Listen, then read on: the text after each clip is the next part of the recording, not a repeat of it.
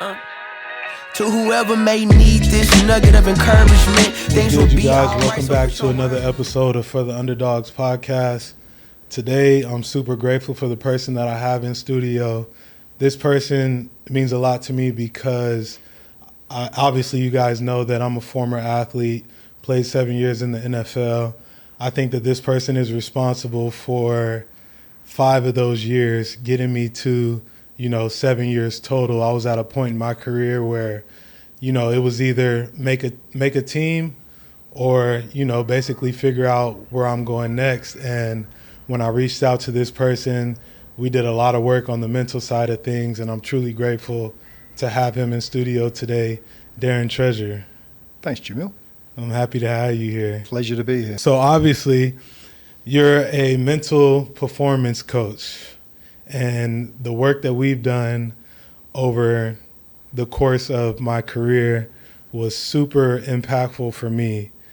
And I want you to speak about how you basically are able to get the most out of people given what you do. I know when I met you, it was around 2018 or so. And like I said, I was basically at a spot in my career where it was make a team or who knows what I'm doing at that time. And I had been given your number through a mutual friend, and I had it for a while, but I never reached out to you. And I remember calling you like, hey, I really need some help channeling things the right way. I feel like sometimes as athletes, we get in this position of we want to lift more, run harder, study harder. And then there's a piece that we're missing. I know I can speak for myself. It was just the mental aspect of being able to withstand everything that comes along with the game from a performance aspect. And after reaching out to you, we were able to obviously put in a lot of hours and a lot of work.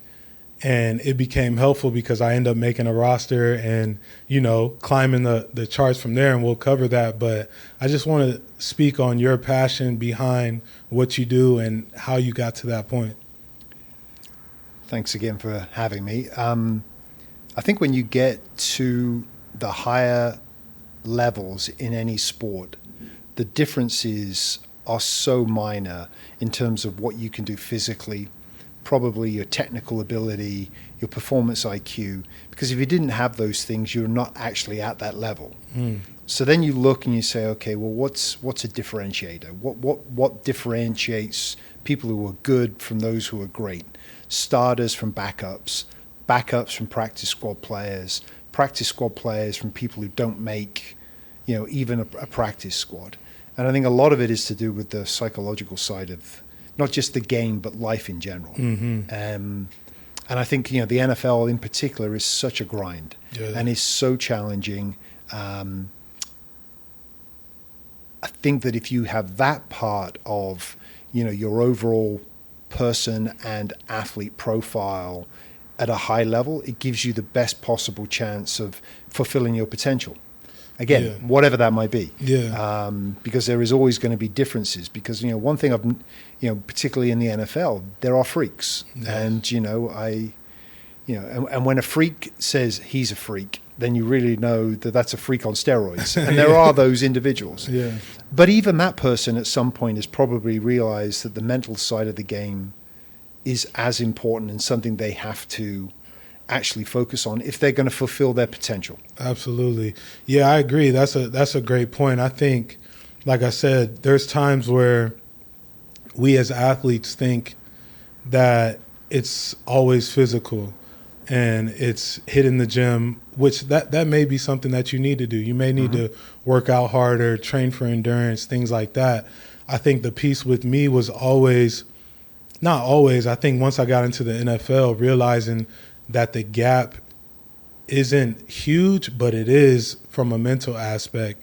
And the guys that are successful are able to handle things a certain way.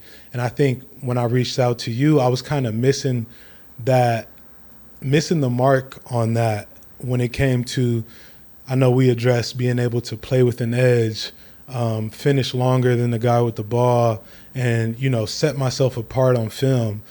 Those are all things that, yeah, it may be physical, but it's a mindset and a mentality that follows it. How were you, or I guess my question is, the work that we did together, I remember picking up the phone and you saying, oh, this is going to be easy. And I was like, what do you mean this is going to be easy? And it was reassuring to me that you said that, because I trusted your opinion, but also I just didn't know where it was going to go. But what was your mindset like when I called you and then you're starting to create this plan around me being able to be successful for where I was? Well, I thought it was going to be easy until I actually met you. Yeah. On the phone, it sounded really easy.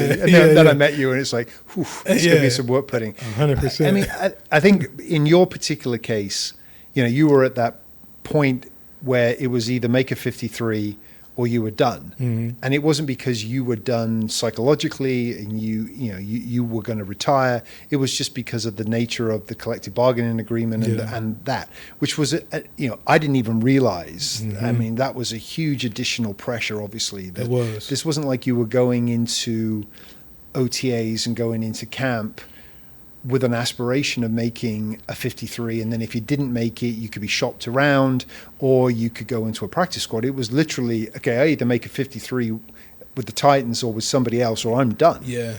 So I think with you, a lot of it was about peeling back the baggage. And there was baggage. There was. You know, there was baggage.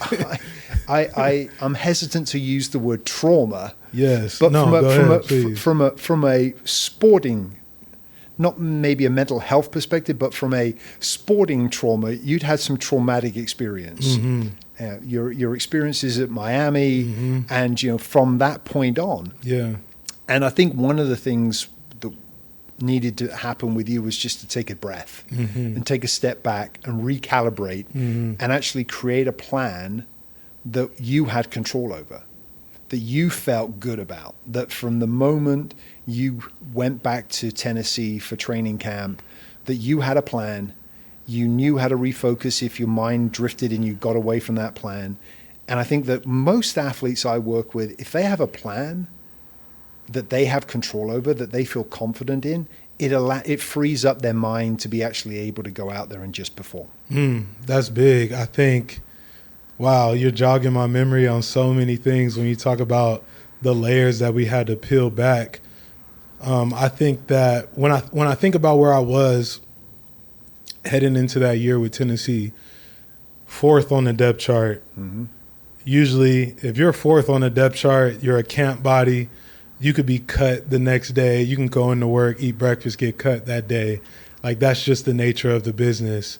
There was something that I remember having, like you said, a plan every day of how I was going to approach the day. And it was one thing to have that in my mind prior to meeting you, but to have that on paper, I remember writing it down and sending it to you prior to every day about the things that I was going to accomplish that day.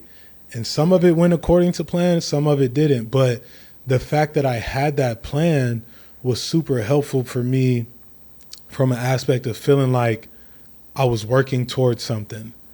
That was like the first time that I had put together something, and every day I was trying to accomplish those things, whether it was extra, cardio or doing the corrective exercises, staying late for film, and those things started to pay off. I want you to speak on me being 4th on the depth chart, and it's a grind. I hope people know, like, if you're number 4 on the depth chart, you're going to have to wow a lot of people in the building in order. I mean, I go from 4th to starting the first 5 or 6 games of that year. I want you to speak on the work that we put in during that time, because I know there was times where you had to be sick of me blowing you up and calling you, but it was so helpful. I want to tell you that it was so helpful from an aspect of, like, having somebody, if I had a bad day or a good day, having somebody that I could call. And there was times where you talked me off the ledge. Like, I had a terrible day and I'm like, Darren, I blew it. I can't this isn't going to work. I don't even want to go watch film. Like, you know, and obviously you're from Great Britain, so I feel like your voice in itself is very, it's calm app style. Like you calm people. My wife doesn't feel that way. Yeah, well, I felt that way talking to you. Like it was like, Jamil, okay, let's calm down and let's get this thing in order. How do you stay in that mode of, you know, when guys are calling you, because you deal with, you know, World Cup players, NFL, NBA, all these guys that you've worked with. How do you stay in that mode, and does it ever feel like a lot for you? No, not really. I think a lot of it is the work you put in ahead of time. So being really clear about your why. Why are you there? What are you trying to actually get out of the experience?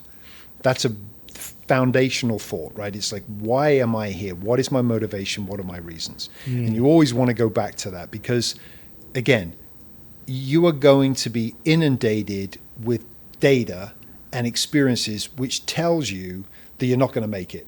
You're going to get cut.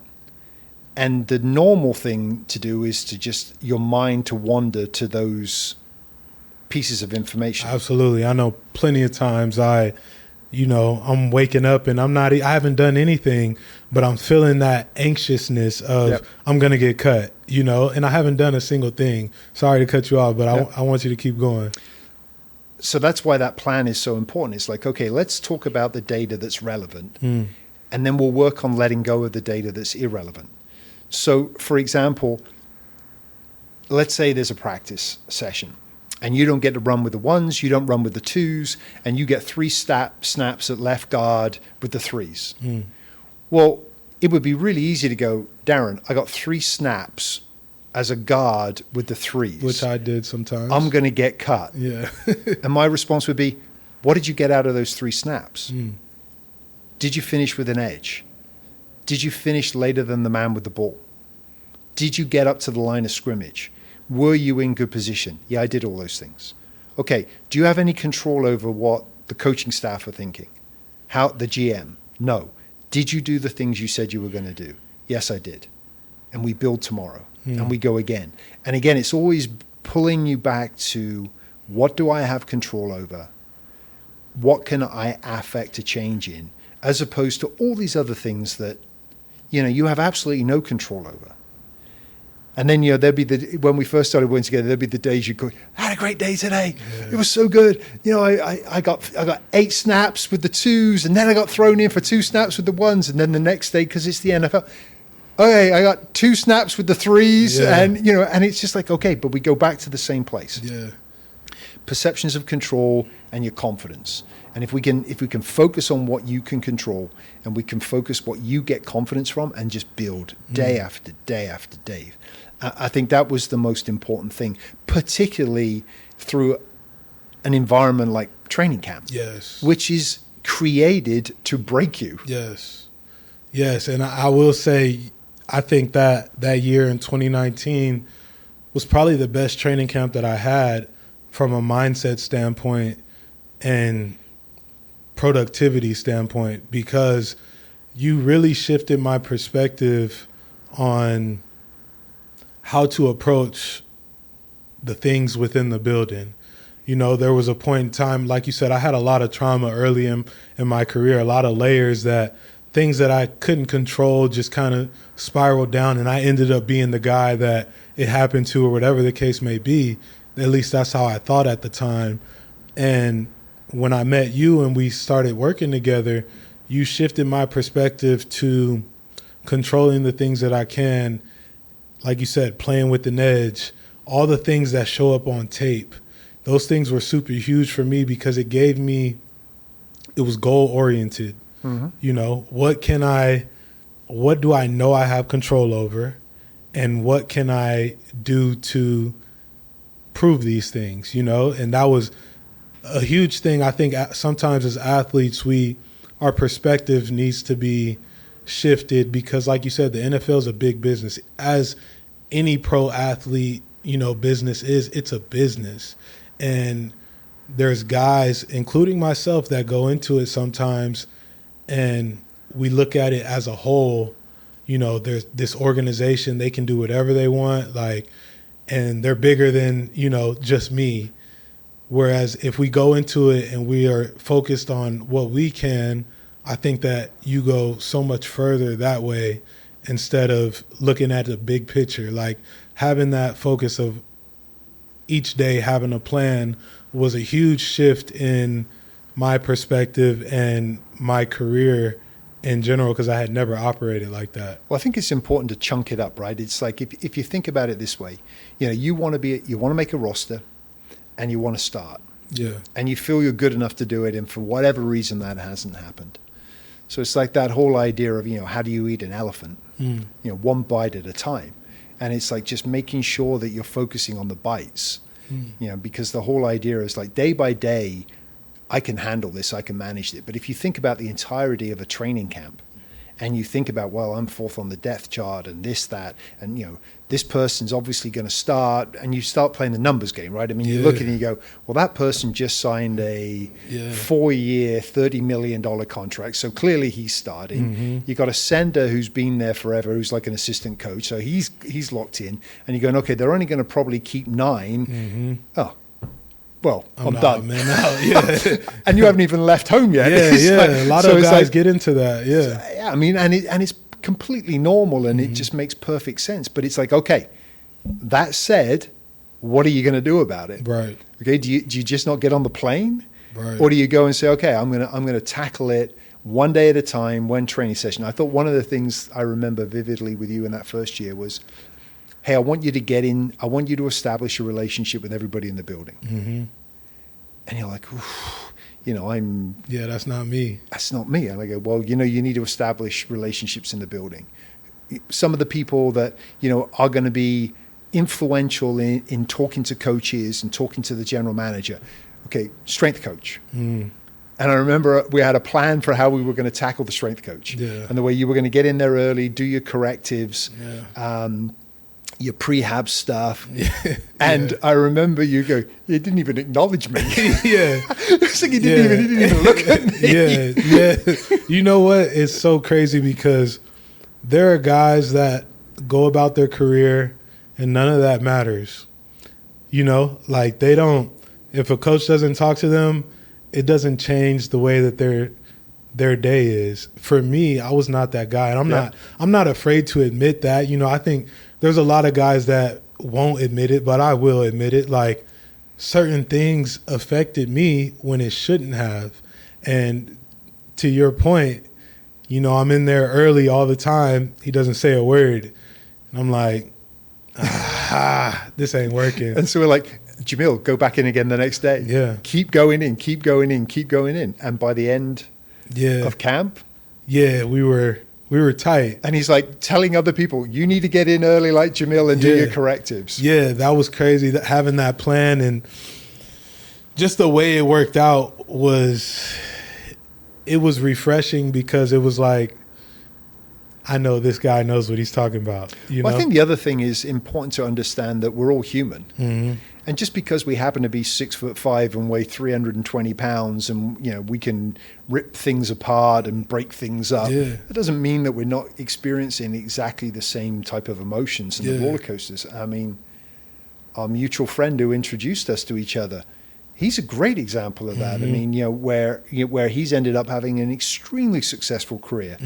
But initially, there were a lot of things that bothered him and upset him. And I think it's just recognizing some of the other people that I've worked with in the NFL who you would never think that they have a sensitive bone in their body. Are sensitive. And have sensibilities. Coaches also. But we also, the NFL is such a hyper-masculine, testosterone-driven culture that it's almost frowned upon. It is. Like, you can't show any sign of weakness, even though it's not weakness. You can't show emotion. You can't. And I think that does a disservice to you as a person, you as an athlete, and it underachieves, because it means that your psychological needs are not being met, your emotional needs are not being met, and therefore people aren't performing freely. In many ways, they're performing at a high level in spite of, rather than because of the environment that we've created within those buildings. Yeah, that's a huge point. I think, just speaking on my experience, not feeling early on, prior to meeting you, not feeling like I could be comfortable in the environment, like high stress, high anxiety, and not being able to channel that the right way. Obviously, when we meet, you flip that switch for me as far as none of that. I know your favorite saying, none of that fucking matters, Jamil. Like, I call you and, hey, this happened. None of that fucking matters, Jamil. Like, get over it, And to have that voice, a lot of the times when I'm going through those moments while I'm playing or practicing, that is the voice that was popping in my head. None of that matters. That shit doesn't matter. Like, reset, refocus, and go again. And I think an underrated piece of athletes in general is the ability to reset, whether it's after a practice, a game, a workout session. What is your opinion on moving to that next play or moving to that next game? Because there was games where I thought I played good, didn't play as good. Now I got to reset, go do it again. And you were very instrumental in getting me to that point. How do you view that? Just as having a plan going in was really important, having a way to review performances afterwards was equally as important. Yeah. And you're reviewing based on what you said you were going to do going into the game. So that's why you put so much work into what am I actually going to do? So let's say, what we refer to as your keys or your 1+2s. And it's about things that you had control over. So whether it was your pre-snap position in your body, going on the snap of the ball, finishing with playing with an edge, finishing longer than the man with the ball, whatever it was, that was the framework to review your performances on typically Monday, right? The tendency is not to think about those things, it's to get caught up in, well, I gave up a sack or I gave up this or this happened. That's just normal. And that's okay. Yeah. But you have to go back to the lens through which you actually went into the game.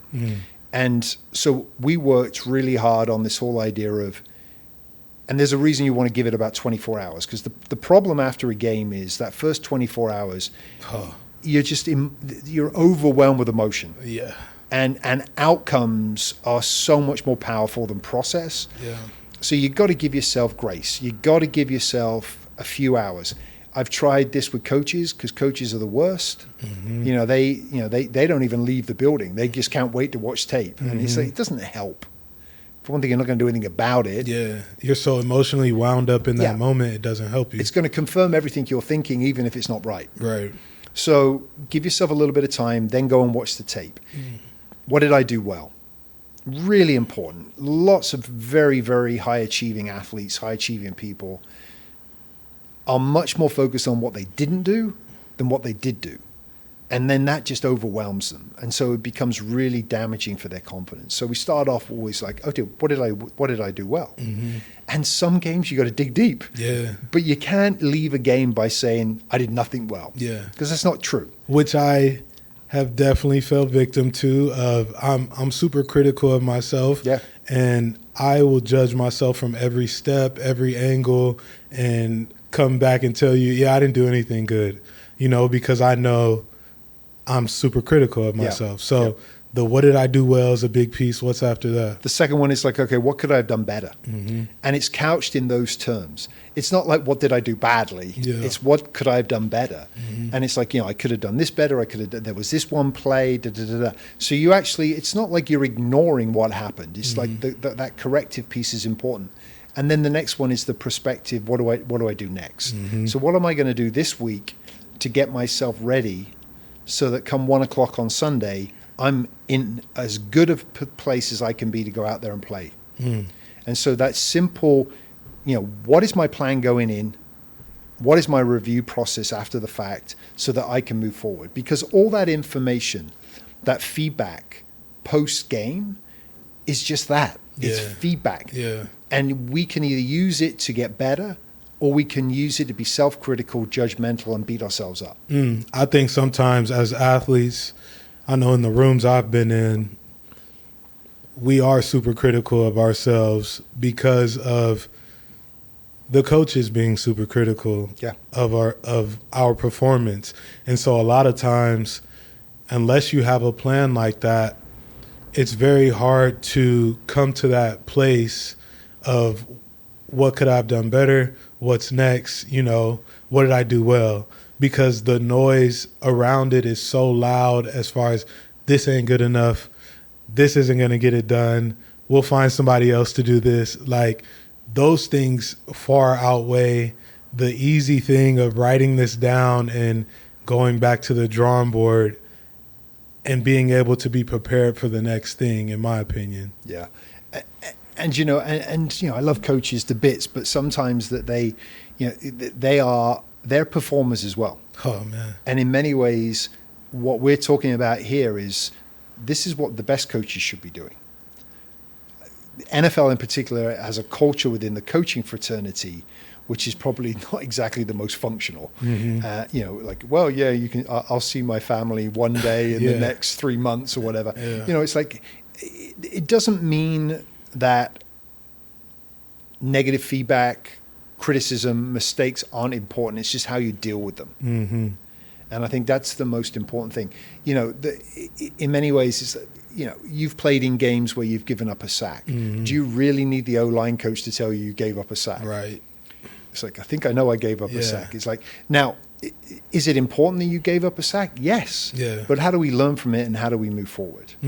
That's a big piece. I think sometimes, and I got better at this later in my career, of being able to hear the message within the coaching. Yes. Like you said, some coaches aren't really good at giving you the message. They're going to say it from an emotional standpoint. Yeah. And it's up to you, which a lot of players aren't at that level, to be able to dissect the message. They just think, oh, this coach is being this way towards me or this. And I was able to, at that point, start hearing the message behind the coaching and take it for what it is, instead of getting my emotions wrapped up in, well, he said it this way. That doesn't matter. It's what was the actual thing that he was trying to communicate. That's the biggest piece that I feel like a lot of players lack from an emotional intelligence standpoint. I think that's a really good point. I think, the coaches care. They're emotional. They're all predominantly former players. Mm-hmm. They've come through that system, and that's who they are. So I think developing the ability to focus on the message, like you said, the pieces of information that are going to help you get better, but to a certain extent let the emotional part of it and how it's being said go, and focus on what was being said. Young players, that's tough. Yeah. You're 21, 22 years out of college, and your coach in college is probably one of your best friends maybe at that time, or you don't hear the way that they speak to you. Well, the other thing is different. What's also different, right? Obviously, when everybody plays in the NFL, they were the star at college. Yes. So there were probably kids, your teammates, who got it at college, and you went, glad I'm not getting that. Absolutely. And then next thing you know is you're a rookie in the NFL, and you're you're that like, guy. Wow, I'm getting what Freddie got back in the day at ASU, and now I'm getting it. Yeah, that's a tough piece. Like when you cross that threshold of college to NFL, restarting basically from the bottom of the totem pole, no matter who you are. Like, these coaches, some of them have been coaching longer than you've been alive, so they're stuck in their ways or whatever the case may be, and you got to adapt. I want to talk about visualization. We did a lot of visualizing being successful, visualizing playing hard, visualizing myself in my stance, my uniform, what type of cleats that I was wearing, all of these things that kind of helped me. I don't know if I said it before, but I definitely dealt with anxiety prior to games, prior to practices. And I feel like now looking back on it, all the visualizing we were doing was helping put my mind and body in that space before I got there, so that when I did get there, it seemed like I was in a normal flow. Yeah. I want to talk about what your opinion is on the benefits of visualizing. I hope that people can kind of integrate it into, I know everyone that's watching this isn't a professional athlete or whatever the case may be, but what are your thoughts on visualizing whatever you're doing and the success behind it? Well, the way I describe it to athletes is it's like you're priming your brain for success. So whether or not you're creating in your mind the success you want to have, or whether or not it's like recreating the success you have had, you're priming your brain for success. The research suggests that basically what's taking place when you visualize is a mirror effect of you actually doing it. So when you visualize yourself on the line of scrimmage, and you feel, the tension in your hamstrings, your butt, your quads, you're bracing yourself for impact, snap of the ball, exploding, hitting, the defensive tackle who's trying to get to the quarterback, playing with that edge. There's a mirroring effect. That's exactly what's going on, in real life. So one of the things that I use visualization for is to help with that. Those moments. But like you said, it's also about seeing yourself being calm, seeing yourself being composed, seeing yourself dealing with adversities and challenges, seeing yourself and feeling yourself tired. Fourth quarter, last drive of the game, you got to go 90 yards. And you know what? It's Tennessee, so we've realized that we've actually got Derrick Henry, which took like half that year to work it out. But now we're going to run it, even though we've only got 2 minutes and 30 seconds on the clock, and every other team in the league is throwing the ball. We're giving it to Derrick. Because eventually, at some point, he's going to break one. He's going to go 75 yards. Absolutely. But that puts a lot of pressure on the offensive line, and you're going, and you're going, and you're going. So visualizing how that feels, how you're burning, your chest is burning, you're breathing heavily, and you can hear the quarterback's voice, and you're trying to get to the line of scrimmage. So all of those things are just setting yourself up for success. Yeah, you definitely helped me with visualizing myself in tough positions, being comfortable in that position. Like I said, I was 4th on the depth chart, so to go from 4 to 1, there was a lot of reps being taken and a lot of extra after the whistle and diving over piles and things like that, just to kind of bring that spark or be that spark plug.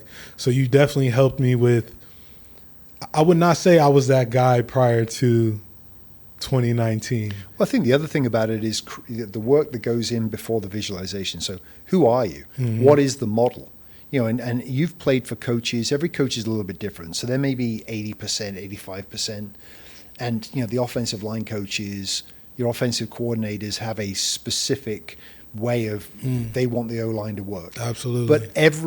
But every program has some kinks. Yeah. So it's like, okay, we are a run-first offense, for example. So, that whole physicality, playing with an edge, making sure you finish after the man with the ball, that was such a huge important piece with the Titans. It was a pillar. Right? It was a pillar. Yeah. And so it's like, okay, so when you're visualizing, you need to be visualizing you doing those things. Okay? And I think that, other teams, that you've played for, different approach. Yeah. It's like, what, we are going to get the ball out of the quarterback's hands really quickly. We're going to hit the tight end. So, whatever that model is, I mean, one of the things when you've got people as gifted as you and everybody who's playing in the league, in the NBA or at the highest level, is if you have a really clear model in your mind about how you're going to look and feel executing your job, the tasks,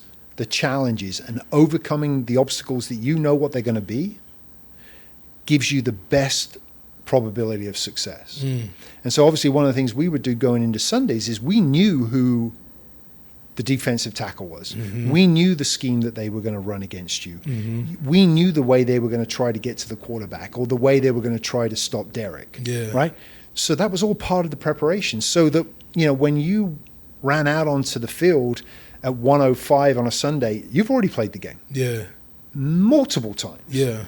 And so, things change. Things happen. But it's easier to adapt from that place than going out there going, well, I don't really know what the hell's going to happen today. I really don't. Yeah. Oh, it's Calais Campbell. Hey, how you doing, dude? Yeah. It's like, I know you. I know you better than you know you. Yeah, for sure. So, I mean, having spent my time in the NFL, it's been just the way it's worked. It's like I've spent time on both sides of the line. So I've worked with some extraordinarily gifted defensive linemen. Absolutely. And I've worked with some really gifted offensive linemen. Yeah. And it is like a chess match. Yeah.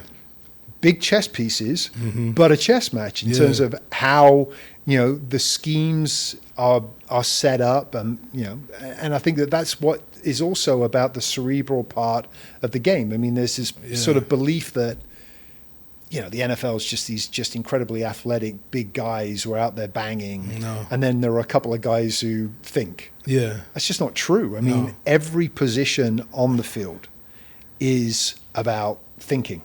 Absolutely. And outthinking your opponent. Yeah, I want to ask you, oh man, there's so many things I want to ask you. First, I want to ask you, what is the difference in working with an offensive lineman? Like you said, the game is so cerebral from our aspect, and I don't know if a lot of guys are like this. I know I'm definitely a thinker, and I think that serves me well being an offensive lineman in my career, but also from an aspect of overthinking, it didn't serve me well at times. Yeah. What is the difference in the positions that you've noticed in working with guys on the offensive line? Because I feel like we have so much more going on from a mental aspect. Not to discredit anyone else, but that's just my opinion on it. I think the first thing is everyone's thinking. Their minds are racing. And so it's really how do you deal with those intrusive negative thoughts? Yeah. And how do you let them go? So I think having a process in place that sort of speaks to that and, normalizes that everybody's going through that. The best defense, I work with, a couple of very, very good defenses, and a couple of the guys I've worked with were the leaders on those defense. And I think one of the things that was surprising to me was how much the offensive line oftentimes were reacting to the defensive line. Mm-hmm. I think there's this belief that the offensive line are the ones, because they have the ball, that it's all starting with them, which I think is true with really good offenses. For sure. But there are many offenses in the league where you're playing against like the number one defense in the league and you are reacting to them and you are second guessing everything. I have one particular defensive tackle who, when he was at his best and it was arguably the best in the league, I mean, everything was about him. Yeah. We're going to double team him and we're going to chip him and we're going to do this. And, and I used to always think, that's not the way to be doing this. I mean, the way you counteract him is by focusing on you. And the whole thing was about him. Yeah. I mean, granted, this guy, game changer from it's not like you could ignore him. Yeah. But I definitely get what you're saying from an aspect of like, make him play you. Yes. That was a big piece that you coached me up on, is like, you got to put the ball in their court at some time and make them react to you. Stop being so timid and reactive, like, go get it. And well, I think the part about that is that, it's like, what do you do well? And let's focus on that. So, for example, I worked with a defensive end who was freakishly athletic. And I can remember when I started working with him, because it's very unusual that I get somebody reaches out to me where everything's going great. It's typically a crisis. Yeah. Or I get it's like, or they call and say, oh, I'm not really sure why I'm calling you. And then 20 minutes later, it's just like, okay. And it's just going on and on. So there's one particular defensive end, he relatively new to the game just because of his journey. And so he would tell me about all the things that he was thinking about when he was getting down into his stance. And I can remember telling him that my head is hurting just with the amount of stuff that's going through your mind. Yeah. And he's like, your head's hurting. My head's really hurting. Yeah, for sure. So it's like sort of simplify and put it in an order. So, for example, where I think it's very helpful is the whole domino, like we talked about the domino principle. Like if you those fantastic art displays where that first domino gets hit and then everything sort of spreads out, and before you know it's the Eiffel Tower. Yeah. Right? What's that domino? And think about that domino. Don't think about the 12th domino or the 20th domino. And I think what tends to happen sometimes is, we don't put enough thought into, well, if I do 1, 2, and 3, 4, 5, 6, 7, and the outcome will follow. And so the work needs to be about 1, 2, and 3. I put it in very simplistic terms, right? So you've heard. So okay, Jamil, what's 1 plus 2? Yeah. And you're like 3. Okay, great. Well, we just need to work out what 1 plus 2 is, because if we can work out what 1 plus 2 is, you're increasing the probability of getting 3. If all we're thinking about is 3, the outcome, the other side of the equation is infinite. So if, say, for example, you are playing against a incredibly talented, game-changing defensive tackle, and you go in, got to stop him. That's 3. 100%. That's 3. And then, first play, he beats you, you're like, spiral. Damn. Spiral. Whereas if you go into the game and you go, okay, 1 plus 2, I got to get my hands into his chest, I got to move my feet. And then you just play. Process oriented. Right. So from in terms of your brain, it's a lot calmer. It's going to beat you. I mean, I remember having conversations with Jamil, the guy is going to beat you. At some point, yeah. And I go, well, with all due respect, he's going to beat you because at some point. He's that good. Yeah. And it's like, one of the phrases I like is, don't let perfect get in the way of good enough. And that's particularly with a personality like yours, where it's like you're looking at the tape, oh, well, my left hand wasn't perfect. Yeah. And I go, yeah, but did you stop him? Yeah. Don't let perfect get in the way of good enough. Yeah. And then just move on. Yeah, absolutely. That's tough when you make a good point, because when guys are like me, I'm a perfectionist. And if it doesn't look the right way, feel the right way, I think that it was a bad rep. And that's with everything, like, even outside of football. I want to talk about there being those two type of athletes. I know at some point we have had a conversation just in watching basketball games about two sets of athletes. There's the Klay Thompson type athlete, and there's the Steph Curry type athlete. And it opened my eyes to a whole new realm of how I operated, because I'm more like Klay Thompson. I'm the thinker. My shot's not working.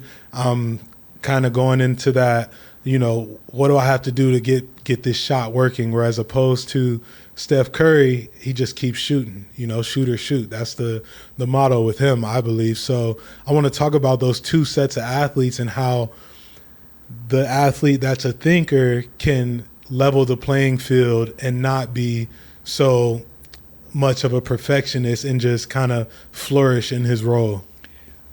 Well, I think, again, the starting point is recognizing that the amount of thoughts that are going through our mind every minute, every hour during the course of the day is it's just so ridiculously high. Absolutely. The issue is which thoughts stick. And I've heard this used as an analogy, which I think, or a metaphor, which is really good, which is, think about you're in a train station and trains are running and they're just running, and you're stood on the platform and they're just running. You're the one who decides which train stops. And then depending on which train stops, you can either that train can just stay there for the rest of the day, or it can move on fairly quickly. And it's like most of the trains you don't want to stop. Just let them go. But the ones that do, how do we deal with those?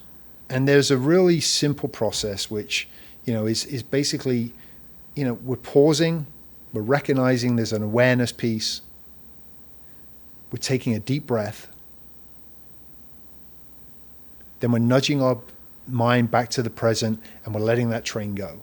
And then we're going back to focusing about something we can actually do something about. I got super calm when you said be present and take a deep breath. I want to put you on the spot because there's been multiple, obviously, visualization tapes that we've done. And I just want people to hear the process of that, if you would be open to sharing how you basically, like I said, I was high anxiety, and I think our plan together was like, when I come in from warm-ups, I want to be able to calm down and bring myself to a calm place prior to the game, because I'm so high anxiety, high emotional. I want to just be at a level playing field, so then I can let, things build up. Would you be open to sharing how you used to bring me back down to that level prior to the games? Sure. So the essence of it is all around breathing and just focusing on your breath and just allowing everything to slow down, whether it's your heart rate, your breathing, but most importantly, just the calmness in the mind. I mean, one of the Stoics, the Greek philosophers, one of my favorite stoicisms, as it were, is like, the closer you are to calm, the closer you are to strength. And I think that when athletes realize that, and they develop the ability to have a very active body, so they're physically really ready, they're absolutely ready to go to battle, to go into that chaos that is an NFL game, but they're doing it with a really calm mind, it just increases the probability that they're going to perform at a high level. Because if you have a really activated, aroused body and a similarly activated mind that's racing all over the place, things are sporadic. That's where you make mistakes. Yeah. And big mistakes. Yes. On both sides of the ball. Yes. Right?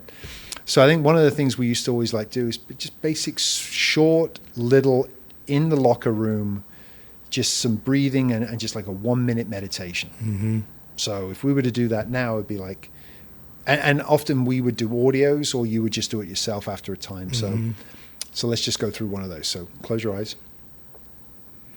Okay, I want you to take a deep breath. Inhaling through your nose for a count of 4. Holding it for another count of 4. And then exhaling through your mouth as if you're blowing out the candles of a birthday cake for a count of 6. Inhale now. 2, 3, 4. Hold it. And exhale. 2, 3, 4, 5, 6. I want you to take another deep breath. Wow. Inhale through your nose for a count of 4. 3, 4. Hold it. And exhale for a count of 6. 2, 3, 4, 5, 6. I want you to enjoy the sensations of your body relaxing. Your mind is calm. And I want you to focus on your breath. Everything's about the breath. You're present. Your head is where your feet are. You're calm. You're confident. You're ready. Super reassuring and super calming. And very easy. Very easy. So I've become more and more a proponent of breathing combined with self-talk, and how that has such a powerful immediate and long-term developmental impact on athletes. Inside the game and even in personal lives. Well, one of the things, I'll tell you a funny story. So I had one particular athlete who, really, really emotional athlete, and would get very angry and frustrated and agitated. And one of the things that I identified with him the first time I traveled with him was one of the biggest risk factors was his mindset when he got in the car to drive. Because he was extremely aggressive to the point where, I don't scare particularly easily, but it was pretty scary. Yeah. So I can remember saying to him, one of the things I want you to do is to start doing these breathing techniques during the course of the day, because we think that's going to help you on a Sunday between snaps and between series and at halftime and blah, blah. And I said, the one thing I want you to do is I want you to do it in the car before you leave the car park at the end of practice. And he's like, really? I said, yeah, I think that would be a really good thing, without really going into depths as to that. I thought that was a big risk factor for him leaving the facility. Yeah. You know. So he started doing this in the car. I had another athlete who played for the same team. And I remember one morning I got a text from the other athlete. He goes, I take it this is your handiwork. Yeah. And it was this one individual sat behind the wheel doing his breathing exercises. Man, there's always a method to your madness. I will say that there's times where I'm feeling like, I used to feel like, man, what does Darren have me doing? And then after, I'm like, wow, you know, like I'm primed, I'm ready to go, I'm focused. And everything else after that, you may have a good game, may have a bad game, but you can't control that. But the fact that you feel ready to go, regardless of circumstance, is the biggest thing, in my opinion, that helped me feel confident. Yeah. Well, I think it's your performances, feeling in control, feeling like, you know, because when you sit down and say, okay, Jamil, can you do X, Y, Z? And you're like, yeah, I can do X, Y, Z. I said, well, let's focus on X, Y, Z. Because if you do X, Y, Z, it increases the probability you're going to have a good game. If we get caught up in all these other things, I mean, it's like sometimes you know, I've been in locker rooms where coaches come in and they talk about the opposition, and they talk them in such a way. It's like a Marvel comic. I mean, like, you know, it's Captain America, it's the Hulk. It's like, like going, you know, as opposed to coming in and just saying, let's talk about us and what we're going to do. We know that the Hulk and Captain America are over there, but you know what? It doesn't help us. Yeah, we need to be aware of what they do, how they do it, but we're going to focus on us, because we know if we do what we do, and that's where our mindset is, it gives us the best probability of actually winning. And that instills a different type of confidence in athletes when you have coaches that are just focused on the guys that are in the room instead of what the people across at the other locker room are doing. Last thing I want to ask you is about external focuses and how that's helpful for athletes. I think maybe about 2 years into our partnership, there was a point in time where I told you I felt really good when, you know, things got a little chippy at practice, or, you know, there was just some sort of back and forth going on. And you're like, well, that's because you're externally focused. You know, you're not focused on what you got to do. You are to an extent, but your mind's not racing about that. Talk about the importance of, for some guys, having an external focus that helps them be productive in their sport. So one of the things, so if we talk about the difference between an internal focus and an external focus, so clearly external, it's outside of you, right? Internal is all of a sudden you're inside your own head. I often talk about, there's a psychiatrist in the UK called Steve Peters who's worked with some really top Premier League players and some great Olympians, and he talks about the chimp. And he talks about, in your brain, think about a cage and there's a little chimpanzee. And the chimpanzee just wants to get out. That's all he wants to do.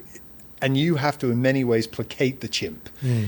But the chimp will rattle the cage, but really what the chimp wants is to be let out. And because as soon as you let the chimp out, the chimp's going crazy all over the head. So in many ways, part of having an external focus is you know, let the chimp sleep. So we're going to have an external focus. So an external focus. So the reason, like you described, when things get a little chippy and things get they get edgy, that external focus is very much focused on the task at hand. Now, within reason, right? We don't want it to get to a point where, you know, now all of a sudden those externals are taking you away from your performance. But it's one of the things I talk about with a lot of my soccer players, my football players in Europe, is when you notice yourself going inward, and this applies to my NBA guys as well, is when you notice you're going inwards, after you've taken a breath, it's like start talking and start directing and communicating. Like we used to talk about the fact is like lead the line. Playing center, As a center, take ownership of it, external. Because you used to say to me, well, you know, I always know it's not good when I'm playing center and I shut up. Yeah. Right? So it's like forcing yourself to talk. So you're forcing yourself to be external and task focused. So again, if we go back to that trains are buzzing. If you can just take a breath and then start talking, the train starts running again. Because whatever you were thinking about, that mistake, that negative thought, that intrusive thought, is now left the station. Been flushed out. But if it stays there, it embeds, and that's where, I'm mixing my metaphors, that's when all of a sudden the chimp's out. Yeah. And the chimp's off. And now all of a sudden it's like, woohoo, I don't know where I'm going. So I think it's having that external focus, whether it's communicating, and I think that's a big one in sports. Yeah. It's like, because every sport, I don't care what the sport is, coaches always say, we don't communicate enough. So I'm like, talk, communicate, be task focused, don't go inward. Because when you go inward, very rarely do good things happen. Yeah, the intrusive thoughts start taking over, all the maybe the self-doubt or the over perfectionist may take over. That external focus is definitely a way, if you're a thinker, to keep you calm and focused in a different way on your task. Yeah. Man, I appreciate you being here.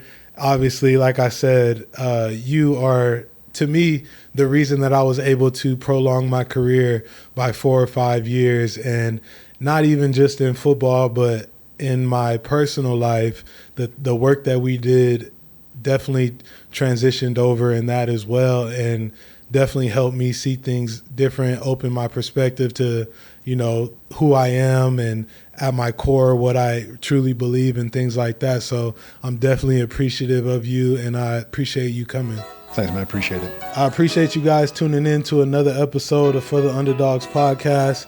Thank you for the support thus far with this whole podcast journey. Make sure you subscribe, you like, you download, all those things. Again, I'm thankful for Darren Treasure coming by and sharing all of his wisdom. Please tune in to the next episode.